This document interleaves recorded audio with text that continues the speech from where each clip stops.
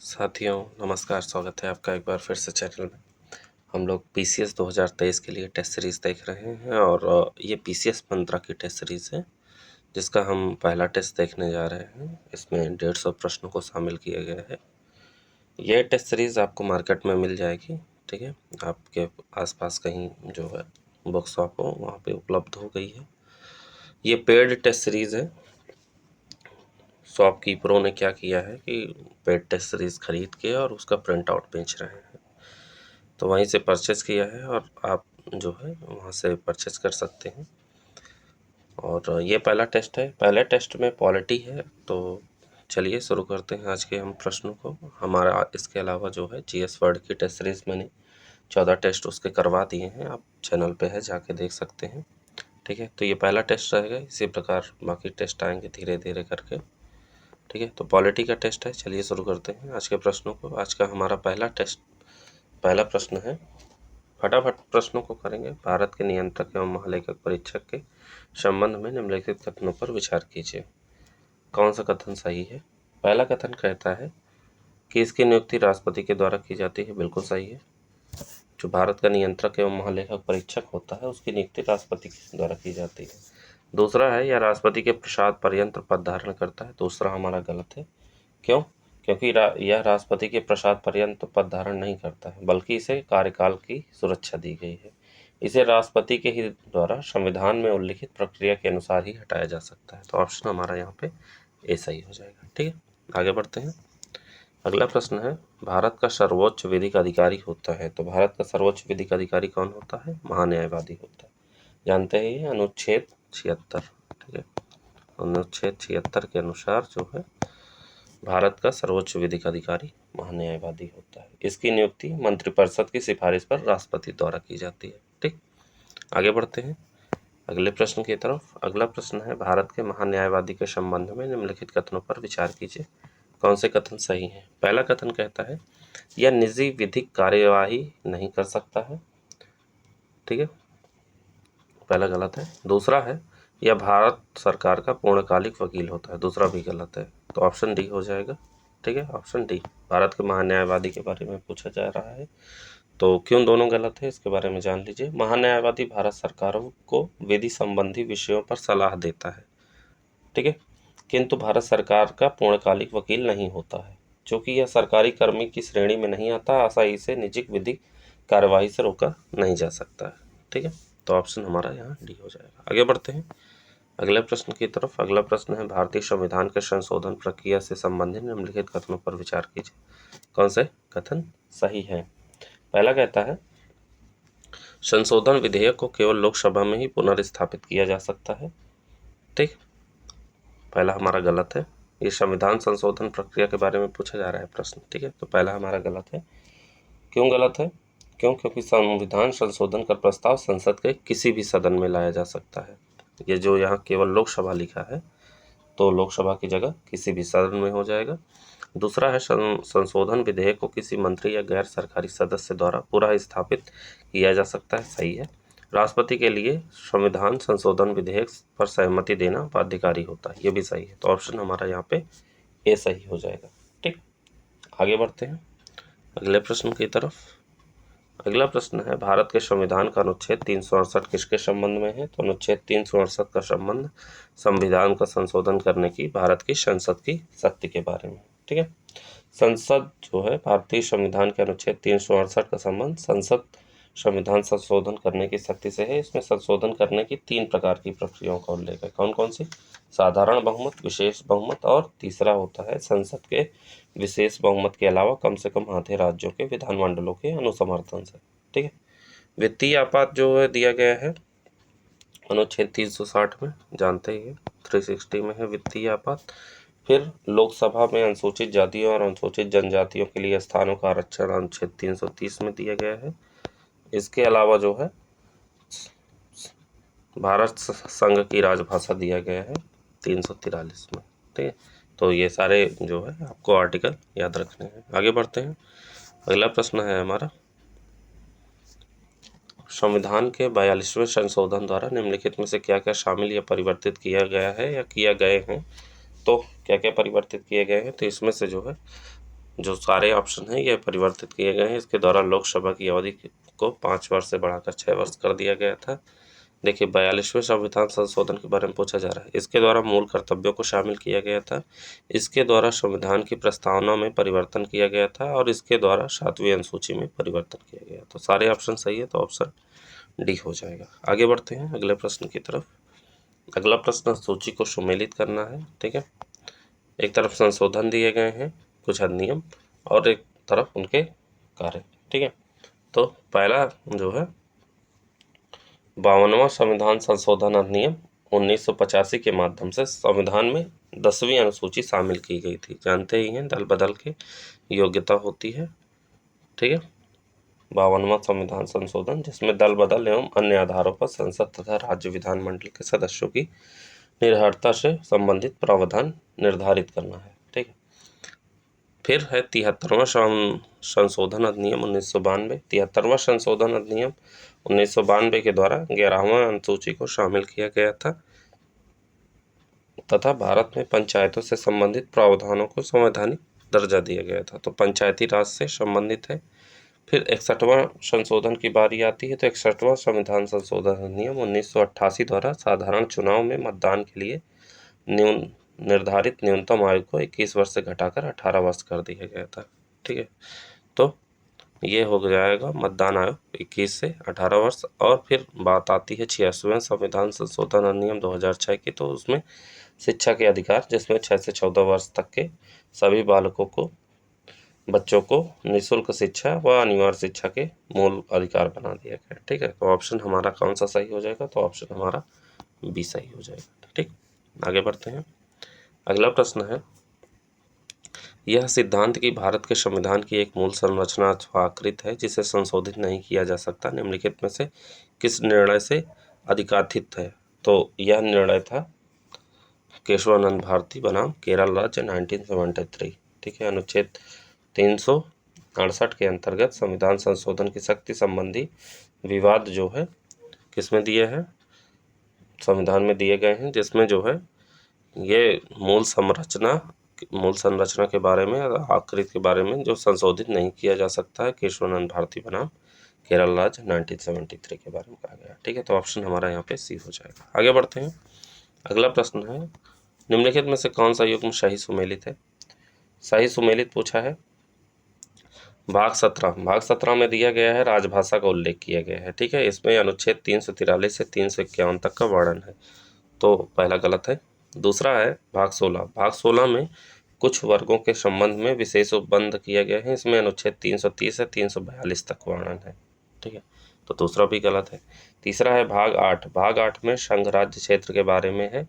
इसमें अनुच्छेद 239 से 242 तक वर्णन है, तो तीसरा सी भी गलत है। ऑप्शन डी भाग 20वां जो कि संविधान संशोधन से संबंधित है, ये जानते ही हैं, तो ऑप्शन डी सही हो जाएगा। ठीक है, आगे बढ़ते हैं अगले प्रश्न की तरफ। अगला प्रश्न है हमारा 8वीं अनुसूची में 21वें संविधान संशोधन द्वारा 1967 में किस या किन भाषाओं को जोड़ा गया? तो ये भाषाएं थी जो है सिंधी। ठीक है, 8वीं अनुसूची भाषा से संबंधित है। मूल संविधान में कुल 14 भाषाएं थी। इस अनुसूची में वर्तमान में कुल 22 भाषाएं हैं। इस अनुसूची में कुल 3 बार संशोधन हुए। 1967 में 21वें संविधान संशोधन द्वारा सिंधी को जोड़ा गया। ठीक है, तो ये 1967 वाला पूछ रहा है। ठीक है, तो जिसमें सिंधी को जोड़ा गया। फिर 1992 71वां संविधान संशोधन हुआ, उसमें कोंकणी, नेपाली तथा मणिपुरी को जोड़ा गया। ठीक है, ये 71वां है। 71वां संविधान संशोधन 1992। ठीक है, फिर 2004 में हुआ 92वां संविधान संशोधन, जिसमें संथाली, डोगरी, मैथिली और बोडो को जोड़ा गया। तो ये हो गया आपका 92वां संविधान संशोधन 2004। ठीक है, तो 8वीं अनुसूची में अंग्रेजी भाषा का उल्लेख नहीं है, किंतु अंग्रेजी को मिजोरम ने राजभाषा का स्थान प्रदान किया है। ठीक है, ये जरूर याद रखिएगा। ऑप्शन हमारा बी सही है। आगे बढ़ते हैं। अगला प्रश्न है, निम्नलिखित में से कौन सी अनुसूची 73वें संविधान संशोधन 1992 द्वारा जोड़ी गई? तो ये जोड़ी गई थी 11वीं अनुसूची। अभी पीछे बताया मैंने, 73वां संविधान संशोधन 1992 द्वारा 11वीं अनुसूची को जोड़ा गया। इस अनुसूची में पंचायतों को शक्तियाँ एवं प्राधिकार प्रदान किया गया है।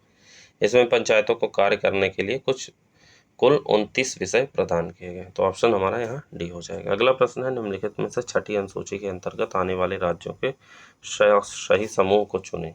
ठीक है, सही समूह चुनना है। तो छठी अनुसूची वाले जानते ही हैं, पढ़े ही होंगे। तो उसमें आते हैं असम, मेघालय, त्रिपुरा, मिजोरम, AMTM। ठीक है, AMTM बोलते हैं। ठीक, इसमें जो है इन राज्यों के जनजातीय क्षेत्रों के प्रशासन के बारे में उपबंध दिया गया है। ठीक है, तो ऑप्शन सी हो जाएगा। आगे बढ़ते हैं। अगला प्रश्न है, सूची को मिलाना है सूची 1-2 से। 7वीं अनुसूची संबंधित है विधायी शक्तियों के वितरण से। ठीक है, फिर उसके बाद 8वीं अनुसूची भाषाएं जानते ही हैं। 9वीं अनुसूची जानते ही हैं कुछ अधिनियमों का विधि मान्यकरण। ठीक है, और फिर चौथी अनुसूची है राज्यसभा में स्थानों का आवंटन। तो ऑप्शन हमारा कौन सा सही हो जाएगा? ऑप्शन सी सही हो जाएगा। ठीक, आगे बढ़ते हैं। अगला प्रश्न है, किस अनुसूची के अंतर्गत राज्यों के नामों की सूची तथा उनके राज्य क्षेत्रों का ब्यौरा दिया गया है?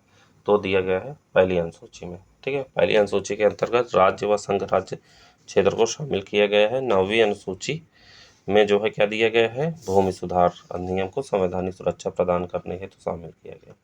12वीं अनुसूची में नगर पालिका है और इसमें 18 विषय हैं।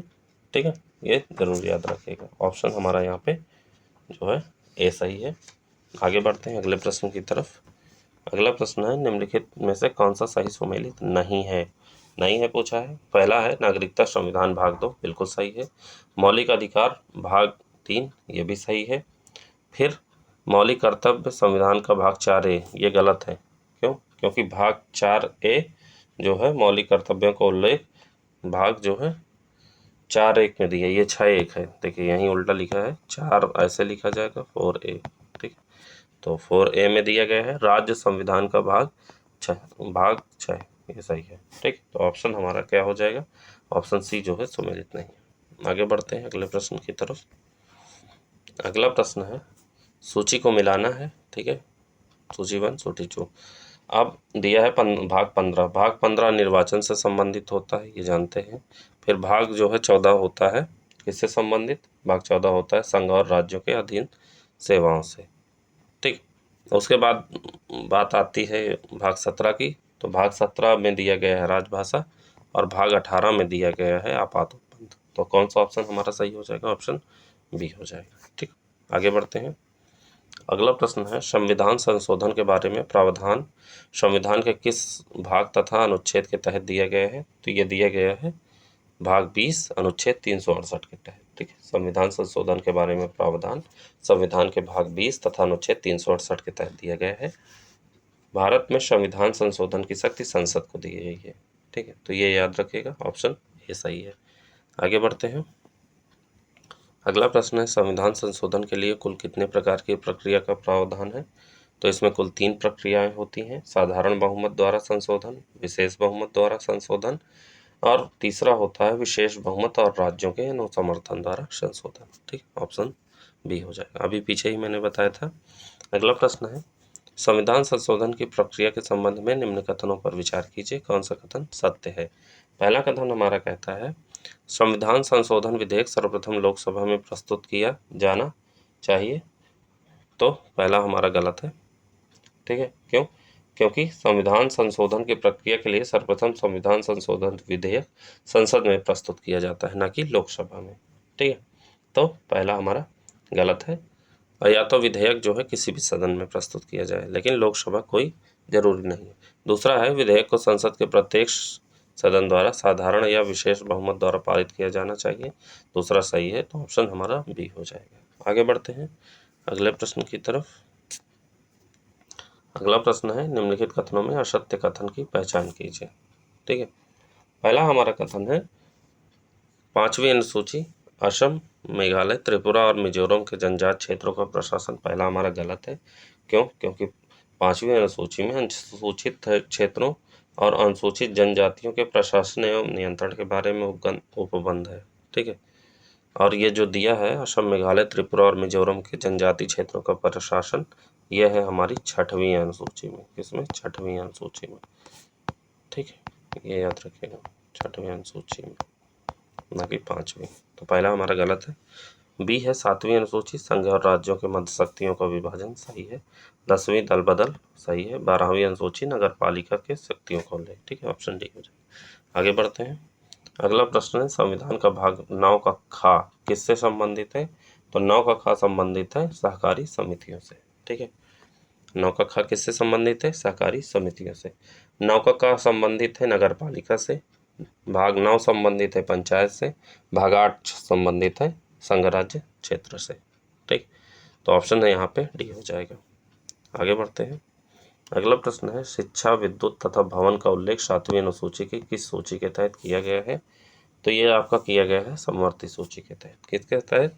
समवर्ती सूची के तहत। शिक्षा, विद्युत तथा भवन का उल्लेख 7वीं अनुसूची की समवर्ती सूची के तहत किया गया है। संघ सूची में कुल 97 विषय का उल्लेख है जिस पर विधि बनाने का अधिकार केवल संघ को है। राज्य सूची में कुल 66 विषय हैं जिन पर विधि राज्य द्वारा बनाई जाती है, जबकि समवर्ती सूची में कुल 47 विषय हैं, वर्तमान में 52 हैं, जिन पर विधि बनाने का अधिकार संघ और राज्य दोनों को है, ठीक है। तो ऑप्शन हमारा सी हो जाएगा, ठीक। अगला प्रश्न है 8वीं अनुसूची में भाषाओं का उल्लेख किया गया है, इस अनुसूची में किस भाषा का उल्लेख नहीं है? तो इस अनुसूची में जिस भाषा का उल्लेख नहीं है वो है अंग्रेजी। जानते ही अभी मैंने बताया है, पीछे ही बताया कि जो है अंग्रेजी को शामिल नहीं किया गया है, ठीक। तो ऑप्शन हमारा यहाँ पे डी हो जाएगा, ठीक। आगे बढ़ते हैं। अगला प्रश्न है सही सुमेलित नहीं है पूछा है, एक तरफ राज्य है, एक तरफ लोकसभा की सीट है, ठीक है। गुजरात में 26 लोकसभा सीट है, सही है। उड़ीसा में 22 सीट नहीं है, उड़ीसा में है 21 सीट। कितनी? 21 सीट, तो बी हमारा गलत है। पंजाब में है 13 सीट और केरल में है 20 सीट, ठीक। तो ऑप्शन हमारा बी सही नहीं है, ठीक। आगे बढ़ते हैं। अगला प्रश्न है निम्नलिखित में से कौन सा संविधान संशोधन लोकसभा की सदस्यों की संख्या में वृद्धि करने से संबंधित है? तो वो होता है 7वां संविधान संशोधन और 31वां संविधान संशोधन, यानी ऑप्शन सी हो जाएगा दोनों, ठीक है। 7वां और 31वां संशोधन जो होता है वो लोकसभा में संसद सदस्य संख्या में वृद्धि करने से संबंधित होता है, ठीक। तो ऑप्शन हमारा यहाँ सी हो जाएगा। आगे बढ़ते हैं। अगला प्रश्न है लोकसभा के गठन के बारे में प्रावधान संविधान के किस अनुच्छेद में किया गया है? तो ये किया गया है अनुच्छेद 81 में, ठीक है। लोकसभा के गठन के बारे में प्रावधान संविधान के अनुच्छेद 81 में किया गया है, ठीक है। अनुच्छेद 80 में क्या है? तो अनुच्छेद 80 में राज्यसभा की संरचना है। अनुच्छेद 79 में है संसद का गठन और अनुच्छेद 78 में है राष्ट्रपति को जानकारी देने के संबंध में प्रधानमंत्री के कार्य, ठीक है। तो ऑप्शन हमारा यहाँ बी हो जाएगा। आगे बढ़ते हैं। अगला प्रश्न है निम्नलिखित में से कौन सा कथन सत्य नहीं है पूछा है? सत्य नहीं है, ठीक है। कौन सा कथन सत्य नहीं है पूछा है? पहला कथन कहता है कि लोकसभा का सदस्य निर्वाचित होने के लिए प्रत्याशी की आयु कम से कम 25 वर्ष होनी चाहिए, बिल्कुल सही है। लोकसभा में राज्यों को स्थानों का आवंटन उनकी जनसंख्या के आधार पर किया जाता है, यह भी सही है। फिर है लोकसभा में राज्यों के प्रतिनिधि की संख्या लोकसभा द्वारा निर्धारित की जाती है, गलत है। क्यों? क्योंकि लोकसभा में राज्यों के प्रतिनिधियों की संख्या का निर्धारण परिसीमन आयोग द्वारा किया जाता है। किसके द्वारा? परिसीमन आयोग द्वारा, न कि लोकसभा द्वारा। लोकसभा नहीं हो जाएगा, परिसीमन आयोग हो जाएगा। फिर है डी ऑप्शन, लोकसभा में मतदान करने के लिए मतदाता की आयु कम से कम 18 वर्ष होनी चाहिए, ये सही है, ठीक है। तो ऑप्शन सी यहाँ सही नहीं है। आगे बढ़ते हैं। अगला प्रश्न है निम्नलिखित कथनों पर विचार कीजिए, कौन सा सत्य नहीं है पूछा है, ठीक है। तो पहला है लोकसभा उपाध्यक्ष अपना त्यागपत्र राष्ट्रपति को देता है, गलत है। ये उपाध्यक्ष अपना त्यागपत्र अध्यक्ष को देता है। किसको? अध्यक्ष को। देखिए ऐसा होता है यहाँ पे, अध्यक्ष उपाध्यक्ष को देता है और उपाध्यक्ष अध्यक्ष को देता है, ठीक है। तो दूसरा ऑप्शन वही पूछा है, लोकसभा अध्यक्ष अपना त्यागपत्र लोकसभा उपाध्यक्ष को देता है, तो ये सही है दूसरा, ठीक है। इस तरह होता है, दोनों एक दूसरे को जो है अपना त्यागपत्र दे सकते हैं। तो ऑप्शन हमारा यहाँ पे बी हो जाएगा, ठीक। आगे बढ़ते हैं। अगला प्रश्न है लोकसभा अध्यक्ष के कार्यों के विषय में निम्नलिखित कथनों पर विचार कीजिए, कौन सा कथन सही है, ठीक है। पहला कथन है दल बदल के आधार पर अयोग्यता संबंधी प्रश्नों का निर्णय करता है। वह लोकसभा और राज्यसभा के संयुक्त अधिवेशन की अध्यक्षता करता है। संसद के पक्ष विपक्ष के बराबर मत आने की स्थिति में अपना निर्णायक मत देता है। मतलब तीनों सही है, ऑप्शन डी हो जाएगा, ठीक। आगे बढ़ते हैं अगले प्रश्न की तरफ। अगला प्रश्न है निम्नलिखित में से कौन सा कथन सत्य नहीं है पूछा है। पहला कथन हमारा कहता है कि लोकसभा का एक वर्ष में कम से कम 2 सत्र बुलाया जाना अनिवार्य है, बिल्कुल सही है। लोकसभा में कोरम जो गणपूर्ति होती है कुल सदस्य संख्या का 1/10 होता है, सही है। लोकसभा अध्यक्ष का चुनाव लोकसभा के सदस्यों द्वारा किया जाता है, ये भी सही है। लोकसभा का विघटन लोकसभा अध्यक्ष द्वारा किया जाता है, गलत है। क्यों? क्योंकि लोकसभा का विघटन किसके द्वारा किया जाता है? राष्ट्रपति के द्वारा, ठीक है। राष्ट्रपति जो है इसका विघटन करता है। ऑप्शन हमारा डी गलत है, ठीक। आगे बढ़ते हैं। अगला प्रश्न है, निम्नलिखित में से सही सुमेलित नहीं है, ठीक है। एक तरफ राज्य है, एक तरफ राज्यसभा में सदस्य संख्या है, ठीक। तो उत्तर प्रदेश में राज्यसभा में सदस्य संख्या 31 है, सही है। असम में कितनी है? असम में 7 है, ना कि 10। कितनी है? 7, ठीक है। गोवा में 1 है, तेलंगाना में 7 है। तो ऑप्शन हमारा यहाँ भी सही नहीं है, ठीक। आगे बढ़ते हैं। अगला प्रश्न है, निम्नलिखित कथनों पर विचार कीजिए। निम्नलिखित कथनों पर विचार कीजिए, कौन सा कथन सत्य है। पहला कथन हमारा कहता है कि विधानसभाओं के मनोनीत सदस्य राज्यसभा के चुनाव में भाग नहीं ले सकते हैं, ठीक है। पहला हमारा सत्य है। दूसरा है, उपराष्ट्रपति को हटाने का प्रस्ताव पहले राज्यसभा में प्रस्तुत किया जाता है, तो दूसरा हमारा कथन सही है। तीसरा है, राज्यसभा के उम्मीदवार को उस राज्य का निवासी होना अनिवार्य है, ये कथन गलत है। क्यों? क्योंकि राज्यसभा के उम्मीदवार के लिए उस राज्य का निवासी होना अनिवार्य नहीं है। किसी भी राज्य का निवासी किसी भी राज्य से राज्यसभा के लिए चुनाव लड़ सकता है, ठीक है। यह व्यवस्था 2003 से शुरू की गई थी, ठीक। तो ऑप्शन हमारा यहाँ पे सी हो जाएगा। आगे बढ़ते हैं। अगला प्रश्न है, निम्नलिखित में से कौन सा कथन सत्य नहीं है। कौन सा कथन सत्य नहीं है? पहला हमारा कथन कहता है राज्यसभा को विघटित नहीं किया जा सकता, बिल्कुल सही है। राज्यसभा में मनोनीत सदस्यों के मनोनयन संबंधी प्रावधान आयरलैंड के संविधान से लिए गए, ये भी सही है। तीसरा है, संविधान संशोधन के संबंध में राज्यसभा के पास लोकसभा की तुलना में कम शक्तियाँ होती, गलत है। सी हमारा गलत है। राज्यसभा के सदस्यों का चुनाव अप्रत्यक्ष रूप से होता है, ये सही है, ठीक है। तो सी हमारा क्यों गलत है? क्योंकि संविधान संशोधन के संबंध में राज्यसभा को लोकसभा के समान शक्तियाँ प्राप्त होती हैं, ना कि कम, ठीक। तो ऑप्शन हमारा यहाँ पे सी गलत है, ठीक। आगे बढ़ते हैं। अगला प्रश्न है, संसद के दोनों सदनों द्वारा पारित विधेयक को किस अनुच्छेद के तहत राष्ट्रपति के पास स्वीकृत के लिए भेजा जाता है? तो ये होता है अनुच्छेद 111, ठीक है। अनुच्छेद 111 के तहत संसद के दोनों सदनों से पारित विधेयक को राष्ट्रपति के पास स्वीकृत के लिए भेजा जाता है। अनुच्छेद 110 क्या कहता है? अनुच्छेद 110 कहता है, धन विधेयक को परिभाषित करता है। अनुच्छेद 109 जो है वो धन विधेयक को पारित करने की प्रक्रिया के बारे में है, और अनुच्छेद 112 जो है वो वार्षिक विवरण जो होता है या बजट के विषय में प्रावधान करता है, ठीक है। वार्षिक वित्तीय विवरण जो होता है उसके बारे में अनुच्छेद 112 में दिया गया है, ठीक है। तो ऑप्शन हमारा यहाँ पे सी हो जाएगा। आगे बढ़ते हैं। अगला प्रश्न है, निम्नलिखित में से किन परिस्थितियों में राष्ट्रपति संयुक्त अधिवेशन बुला सकता है? कौन सा कथन सत्य है? ठीक है, तो ऐसी कौन सी परिस्थितियां होती हैं? तो पहला है, यदि दूसरे सदन द्वारा विधेयक को अस्वीकार कर दिया गया हो। दूसरा है, दूसरा सदन 6 माह तक विधेयक को अपने पास रख के रखता है। दोनों सही हैं, तो ऑप्शन हमारा यहाँ पे बी हो जाए, ठीक। आगे बढ़ते हैं। अगला प्रश्न है, निम्न राष्ट्रपति के निर्वाचक मंडल में शामिल होते हैं। ये प्रश्न कई बार पूछा गया है, तो आज याद कर लीजिए। राष्ट्रपति के निर्वाचक मंडल में शामिल होते हैं, भारत के राष्ट्रपति का चुनाव जनता द्वारा प्रत्यक्ष रूप से नहीं किया जाता है, इसके निर्वाचक मंडल जो है ये अप्रत्यक्ष से होता है। तो इसमें लोकसभा के निर्वाचित सदस्य, सभी सदस्य नहीं, जो यहाँ सभी सदस्य दिया है वो गलत हो जाएगा। लोकसभा के कौन? निर्वाचित सदस्य। फिर राज्यसभा के निर्वाचित सदस्य, तो यहाँ सभी सदस्य दिया है तो वो भी गलत हो जाएगा। और फिर तीसरा दिया है राज्य विधानसभाओं के सदस्य, तो ये भी गलत है, सभी सदस्य नहीं, केवल निर्वाचित सदस्य, ठीक है। और इसके साथ साथ दिल्ली एवं पुडुचेरी विधानसभाओं के निर्वाचित सदस्य भाग लेते हैं, तो तीसरा भी गलत है, तो ऑप्शन डी हो जाएगा, ठीक। आगे बढ़ते हैं।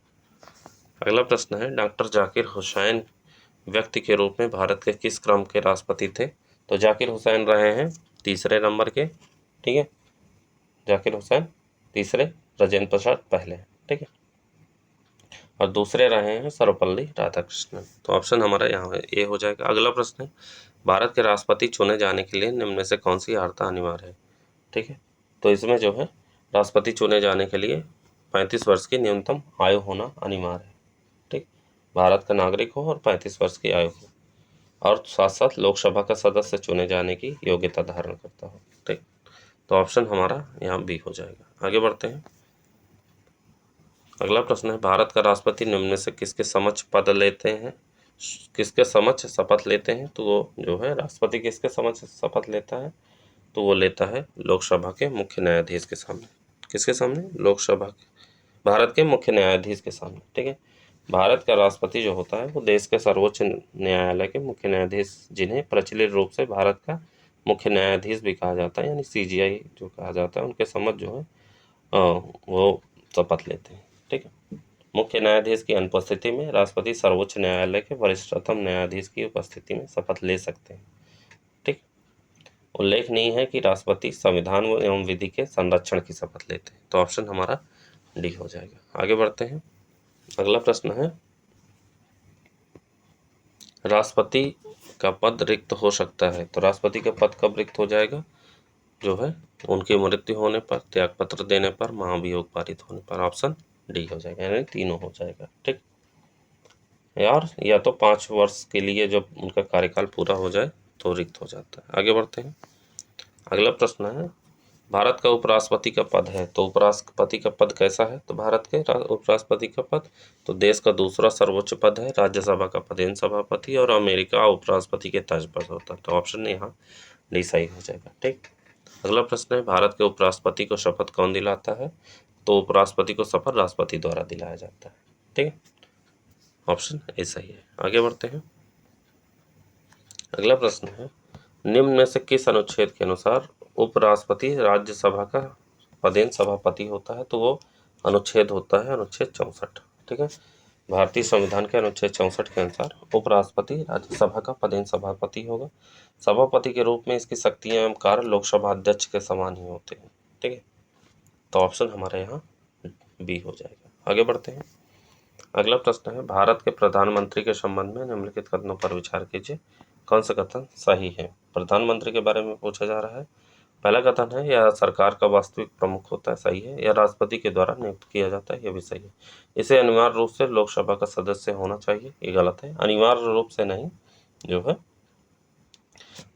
इसमें ऐसी व्यवस्था है कि भारतीय संसदीय व्यवस्था में राष्ट्रपति जहां राज्य का औपचारिक प्रमुख होता है, वहीं सरकार का वास्तविक प्रमुख प्रधानमंत्री होता है। संविधान के अनुच्छेद 75 के अनुसार प्रधानमंत्री की नियुक्ति राष्ट्रपति द्वारा की जाती है। नियुक्ति के समय प्रधानमंत्री की संसद सदस्यता अनिवार्य नहीं है, किंतु 6 माह के भीतर उसे संसद के किसी भी सदस्य, लोकसभा या राज्यसभा की सदस्यता ग्रहण कर लेनी चाहिए। तो ऑप्शन हमारा यहाँ पे ए सही हो जाएगा। पहला और दूसरा सही है, तीसरा गलत है। आगे बढ़ते हैं। अगला प्रश्न है, भारत का प्रधानमंत्री होता है। तो भारत का प्रधानमंत्री देखिए होता है, मंत्रिपरिषद का भी प्रमुख होता है और मंत्रियों को विभिन्न मंत्रालय आवंटित भी करता है। तो ऑप्शन हमारा यहाँ सी हो जाएगा। अगला प्रश्न है, निम्नलिखित में से किसने प्रधानमंत्री के पद को तारों के बीच चंद्रमा की संज्ञा दी है? तो ये जो है कहा गया था हार्ट कोर्ट द्वारा। ठीक है, किसके द्वारा? हार्ट कोर्ट द्वारा। ये इनका पूरा नाम है विलियम बर्नर हार्टकोर्ट। ठीक है, विलियम बर्नर हार्टकोर्ट इनका पूरा नाम है। ठीक है, इनके द्वारा कहा गया था कि प्रधानमंत्री तारों के बीच चंद्रमा के समान है। ठीक, लॉर्ड मार्ले ने क्या कहा था? लॉर्ड मार्ले ने कहा था प्रधानमंत्री का जो पद होता है वो समान के बीच प्रथम है। हर्बर्ट मैरिसन ने क्या कहा था? जो ऑप्शन बी में दिया है, और हर्बर्ट मैरिसन ने कहा था प्रधानमंत्री सरकार के मुखिया के रूप में सबसे प्रमुख है। और लास्की ने क्या कहा था? लास्की ने कहा था प्रधानमंत्री कैबिनेट निर्माण इसके जीवन तथा इसकी मृत्यु का केंद्र बिंदु है। ठीक है, तो ऑप्शन हमारा यहाँ सी हो जाएगा। आगे बढ़ते हैं। अगला प्रश्न है कि भारत के निम्नलिखित प्रधानमंत्रियों पर विचार कीजिए। ठीक है, कौन प्रधानमंत्री बनने से पूर्व किसी राज्य के मुख्यमंत्री रहे हैं? ठीक है, तो देखिए नरेंद्र मोदी तो रहे हैं गुजरात के, ऑप्शन तीसरा तो सही है। साथ साथ जो है एच.डी. देवगौड़ा भी हो जाएगा। एच.डी. देवगौड़ा रहे हैं आपके कर्नाटक के मुख्यमंत्री, और साथ पी.वी. नरसिंह राव भी मुख्यमंत्री रहे हैं जो कि आंध्र प्रदेश के थे। ठीक है, इनके अलावा जो है और कुछ प्रधानमंत्री हैं जो पूर्व में मुख्यमंत्री थे। कौन कौन? वो थे वीपी सिंह उत्तर प्रदेश के, चौधरी चरण सिंह उत्तर प्रदेश के, और मोरारजी देसाई बम्बई के। ठीक है, तो ऑप्शन हमारा यहाँ पे डी हो जाएगा। ठीक, आगे बढ़ते हैं। अगला प्रश्न है, राष्ट्रपति को दी जाने वाली मंत्रिपरिषद की सलाह होती है। तो मंत्रिपरिषद की सलाह क्या होती है? बाध्यकारी होती है। कई बार पूछा गया है। अनुच्छेद 74 के अनुसार राष्ट्रपति को सलाह देने के लिए मंत्रिपरिषद होती है। संविधान के 42वें और 44वें संशोधनों द्वारा इसकी सलाह को राष्ट्रपति के लिए बाध्यकारी बना दिया गया है। यह सलाह किसी भी न्यायालय में जांच के लिए नहीं जा सकती है। ठीक है, तो ऑप्शन हमारा बी हो जाएगा। आगे बढ़ते हैं। अगला प्रश्न है, भारत के केंद्रीय मंत्रिपरिषद सामूहिक रूप से उत्तरदायी होती है। तो सामूहिक रूप से किसके प्रति उत्तरदायी होती है? लोकसभा के प्रति। किसके प्रति? लोकसभा के प्रति। भारतीय संविधान के अनुच्छेद 75 के अनुसार केंद्रीय मंत्रिपरिषद लोकसभा के प्रति सामूहिक रूप से उत्तरदायी होती है। इसका अर्थ यह है कि सभी मंत्रियों की उनके सभी कार्यों के लिए लोकसभा के प्रति संयुक्त जिम्मेदारी होगी। ऑप्शन ए सही है। आगे बढ़ते हैं। अगला प्रश्न है, भारत के नियंत्रक एवं महालेखा परीक्षक का पद संविधान के किस भाग में वर्णित है? तो ये वर्णित है भाग 5 में। किसमें? भाग 5 में, जो कि अनुच्छेद 148 में जो है इसके पद का वर्णन किया गया है। ठीक है, यह भारतीय लेखा परीक्षण एवं लेखा विभाग का मुखिया होता है या लोक वित्त का संरक्षक भी होता है। ठीक है, तो ऑप्शन बी सही है। अगला प्रश्न है, वित्त विधेयक को पारित करने की प्रक्रिया संविधान के किस अनुच्छेद में दिया गया है? तो वो अनुच्छेद है अनुच्छेद 117। ठीक है, वित्त विधेयक को पारित करने की प्रक्रिया अनुच्छेद 117 में दिया गया है। वित्त विधेयक भी धन विधेयक से व्याप्त होता है, अतः प्रत्येक धन विधेयक वित्त विधेयक होता है। ऑप्शन ए सही है। आगे बढ़ते हैं। अगला प्रश्न है, निम्नलिखित में से कौन सा विधेयक धन विधेयक होता है और उसे धन विधेयक की प्रक्रिया के अनुसार ही पारित किया जा सकता है? ठीक है, तो इसमें से कौन सा होता है? तो इसमें से होता है विनियोग विधेयक। ठीक है, प्रत्येक विनियोग विधेयक धन विधेयक होता है और उसे धन विधेयक की प्रक्रिया के अनुसार ही पारित किया जाता है। विनियोग विधेयक केवल लोकसभा में प्रस्तुत किया जाता है। ठीक है, ये जरूर याद करिएगा।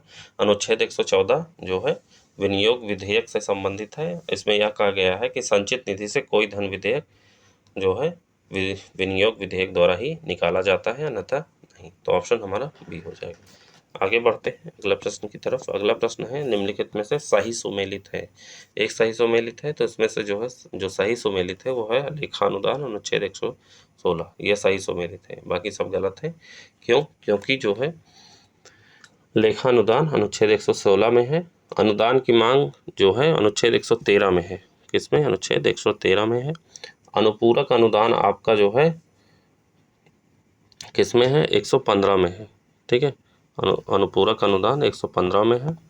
फिर अनुदान की मांग 113 में है, और फिर विनियोग विधेयक 114 में है। किसमें है? 114 में है। 114 में है। ठीक, और फिर अनुपूरक या अतिरिक्त अनुदान 115 में है, मैंने बता दिया। तो ऑप्शन हमारा यहाँ पे सी सही है, जो कि लेखानुदान है 116 में। आगे बढ़ते हैं। अगला प्रश्न है, निम्नलिखित में से किस समिति में सभी सदस्य लोकसभा से होते हैं, राज्यसभा से कोई सदस्य नहीं होता? तो ऐसी कौन सी समिति है? तो वो होती है प्राक्कलन समिति। ठीक है, प्राक्कलन समिति में सभी सदस्य लोकसभा के होते हैं। इस समिति में राज्यसभा का कोई सदस्य नहीं होता। इस समिति के सभी सदस्य 30 होते हैं, जो कि लोकसभा से। संसद की स्थायी समितियों में से यह सबसे बड़ी समिति होती है। ठीक, इस समिति के सदस्यों को 1 वर्ष के लिए चुना जाता है। इस समिति का गठन 1950 में वित्त मंत्री जॉन मथाई की सिफारिश पर किया गया था। ठीक है, तो ऑप्शन हमारा बी हो जाएगा। आगे बढ़ते हैं। अगला प्रश्न है, निम्नलिखित में से किस समिति का अध्यक्ष विपक्ष का कोई सदस्य होता है? तो विपक्ष का जो सदस्य होता है वो होता है लोक लेखा समिति। ठीक है, लोक लेखा समिति का अध्यक्ष विपक्ष का कोई सदस्य होता है। यह परंपरा 1967 से शुरू हुई है। इसकी नियुक्ति लोकसभा के अध्यक्ष द्वारा किए जाते हैं और इनका कार्यकाल 1 वर्ष होता है। ठीक, तो ऑप्शन हमारा ए सही है। आगे बढ़ते हैं। अगला प्रश्न है, निम्नलिखित कथनों पर विचार कीजिए। उपयुक्त में से किस आधार पर संसद मंत्रिपरिषद के कृत्यों पर नियंत्रण रखती है? तो वो कौन सा आधार है? तो वो आधार होता है आपका स्थगन प्रस्ताव, प्रश्नकाल और अनुपूरक प्रश्न। ऑप्शन बी हो जाएगा, मतलब तीनों। ठीक है, ऑप्शन बी सही है। आगे बढ़ते हैं। अगला प्रश्न है, निम्नलिखित में से कौन केंद्र व राज्यों के मध्य सेतु का काम करता है? तो केंद्र एवं राज्य के मध्य सेतु का काम राज्यपाल के द्वारा किया जाता है। ठीक है, यह जो है राज्य संवैधानिक प्रमुख के साथ ही केंद्र सरकार के प्रतिनिधि के रूप में कार्य करता है। राज्यपाल जो है शासन का एक प्रमुख स्तंभ होता है। ठीक है, ऑप्शन बी सही है। आगे बढ़ते हैं, अगला प्रश्न है, उत्तर प्रदेश में जिला पंचायत अध्यक्ष का चुनाव होता है। ठीक है, कौन सा कथन सही है? कैसे होता है दिया है, तो ये होता है जिला के निर्वाचित जिला पंचायत सदस्य द्वारा। तो ऑप्शन डी हो जाएगा सही। ठीक है, ऑप्शन डी सही हो जाता है। या जिला पंचायत का अध्यक्ष चुनाव जनता द्वारा प्रत्यक्ष रूप से नहीं किया जाता है। ठीक है, ये जरूर याद रखिएगा, ऑप्शन डी हो जाएगा। आगे बढ़ते हैं, अगला प्रश्न है, छावनी परिषद से संबंधित निम्न कथनों पर विचार कीजिए, कौन सा कथन सही है? छावनी परिषद के बारे में पूछा जा रहा है। पहला है, केंद्र सरकार एवं रक्षा मंत्रालय द्वारा सन 1924 में छावनी परिषद अधिनियम का निर्माण किया गया। सही है। छावनी परिषद के निर्वाचित 4 सदस्य 4 वर्ष के लिए अपना पद ग्रहण करते हैं। गलत है। क्यों? क्योंकि ये जो है 3 वर्ष के लिए अपना पद ग्रहण करते हैं, ना कि 4 वर्ष। दूसरा है, छावनी परिषद में निर्वाचित व नामित दोनों प्रकार के सदस्य होते हैं। सही है। ठीक है, पहला और तीसरा सही है, तो ऑप्शन सी हो जाएगा। ठीक है, आगे बढ़ते हैं, अगला प्रश्न है, किस अनुच्छेद के अनुसार संघ की कार्यपालिका शक्ति राष्ट्रपति में निहित होती है? तो आपका वो अनुच्छेद होता है अनुच्छेद 53। ठीक है, अनुच्छेद 53 के अनुसार संघ की कार्यपालिका शक्ति राष्ट्रपति में निहित होती है और वह कार्यपालिका शक्ति का प्रयोग संविधान के अनुसार स्वयं या अधीनस्थ अधिकारी द्वारा करेगा। तो ऑप्शन बी सही है। आगे बढ़ते हैं, अगला प्रश्न है, राष्ट्रपति के निर्वाचन में शामिल होते हैं, कौन शामिल होते हैं? अभी पीछे ही मैंने बताया, तो राष्ट्रपति के निर्वाचन में शामिल होते हैं संसद के दोनों सदनों के सभी निर्वाचित सदस्य। ठीक है, अभी पीछे बताया, और साथ साथ जो है शामिल होते हैं कौन?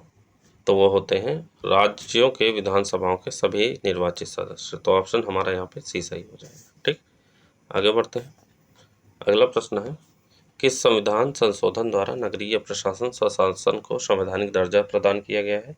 तो ये दर्जा प्रदान किया गया है 74वें संविधान संशोधन अधिनियम द्वारा। किसके द्वारा? 74वें संविधान संशोधन अधिनियम द्वारा नगरीय स्वशासन को संवैधानिक दर्जा प्रदान किया गया है।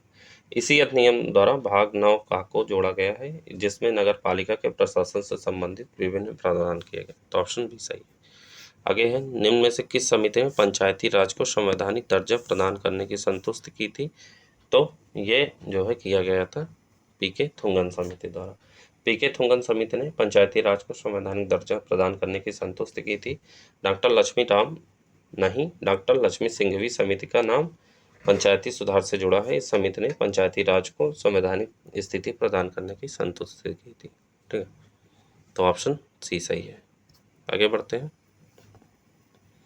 अगला प्रश्न है, निम्न में से कौन सा कथन मुख्यमंत्री के अधिकार क्षेत्र से संबंधित नहीं है?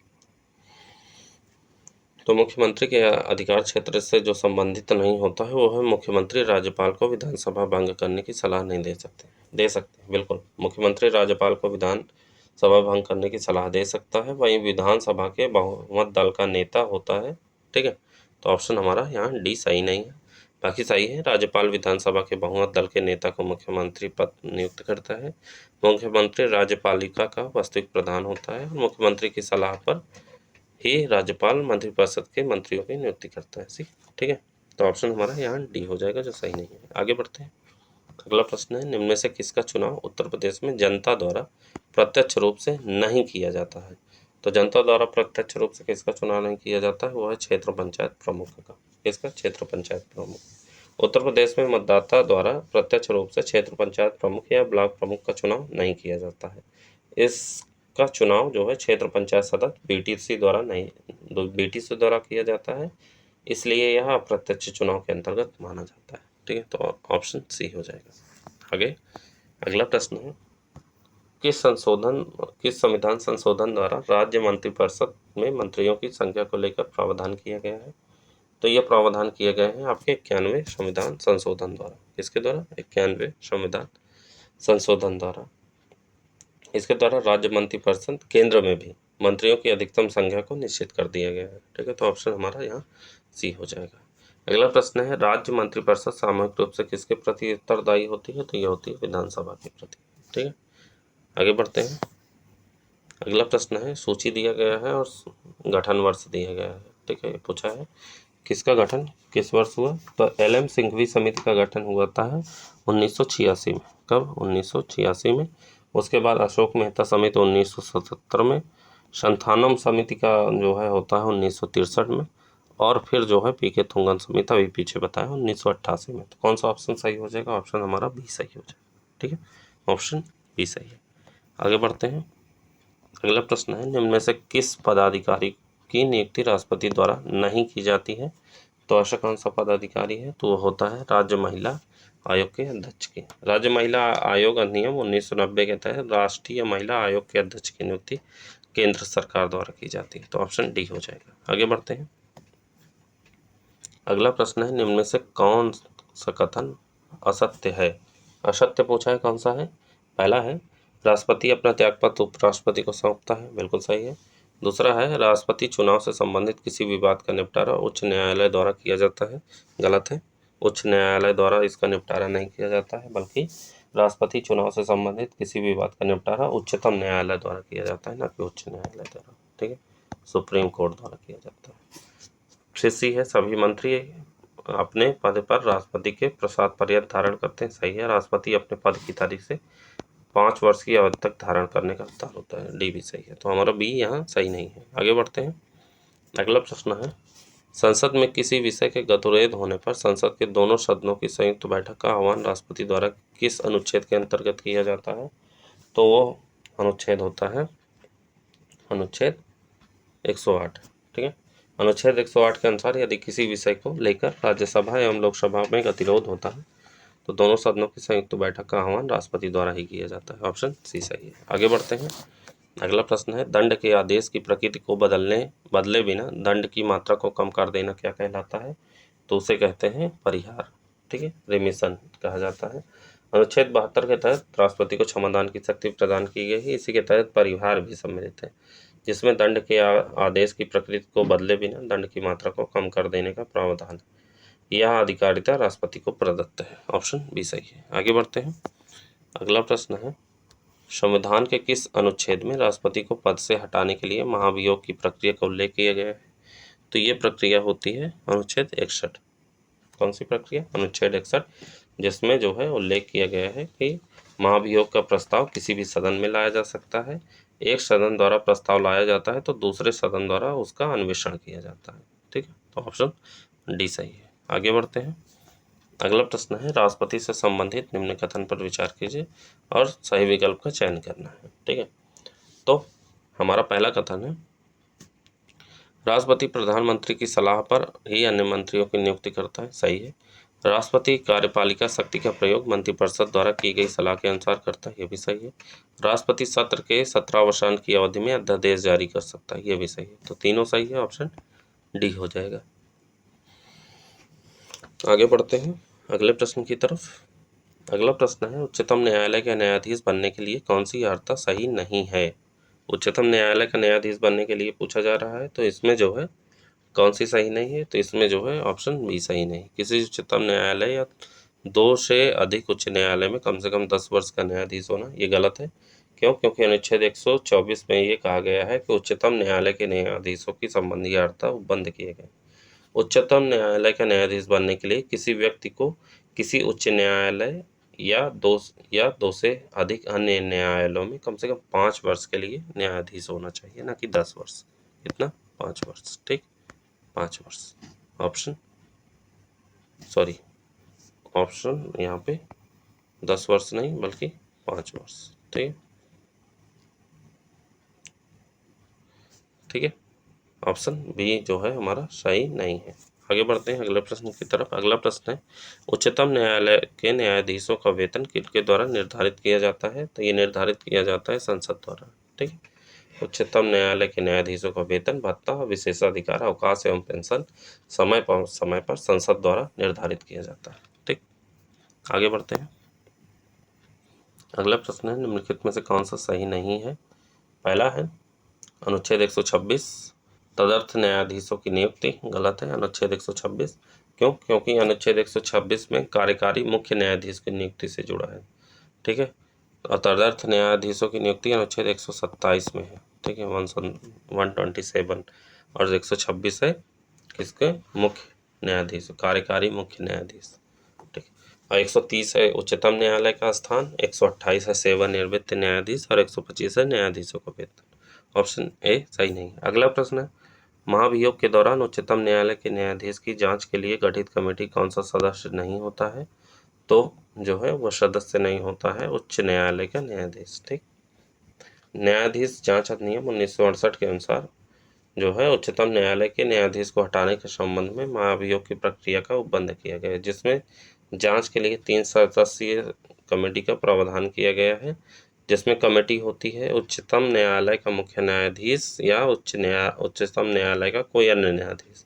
इसके अलावा किसी उच्च न्यायालय का मुख्य न्यायाधीश और साथ ही साथ प्रतिष्ठित न्यायवादी।